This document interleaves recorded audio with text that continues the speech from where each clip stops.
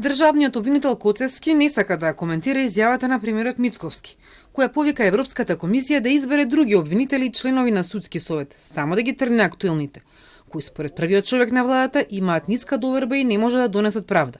Мицковски го кажа ова по извештајот за владење на правото на Европската комисија, која констатираше дека има мешање и притисоци на другите две власти врз судската, а ги нотираше и најавите за робусни акции во правосудството, но и дека постапката за разрешување на Коцевски открила ризик од политизација. Ставот на премиерот е негов став и тоа е политичка изјава и секако тој ќе даде коментар. Кој е вашиот став околу неговиот став? Не можем да коментирам, тоа е сепак став на премиерот и во тој дел немам коментар.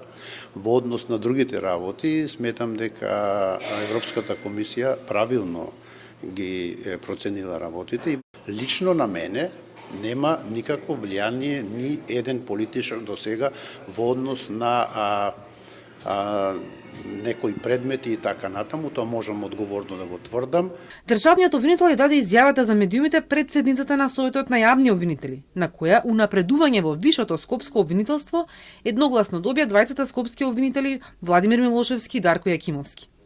Милошевски пред 2 месеца го затвори случајот за бугарскиот TOEFL сертификат на директорот на АНБ Бојан Христовски.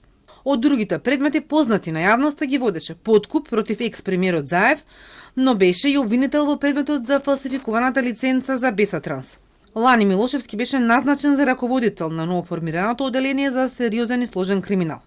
Унапредување доби и Дарко Јакимовски, заменик шеф на скопското обвинителство кој го водеше предметот за ласкарци и обидот за убиство на села во Собранието. Двајцата беа дел од тимот обвинители во истрагата за пожарот во Пулс.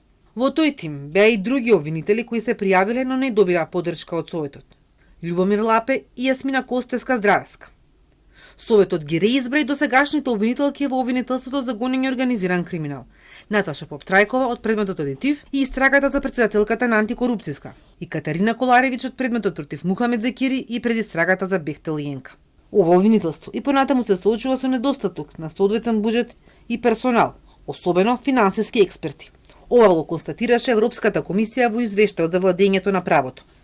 Коцевски вели дека втора година поред не добиваат дозвола од власта за ниту едно од 100 вработувања, поради што јавно обвинителската служба работи со 1/3 од потребниот кадар.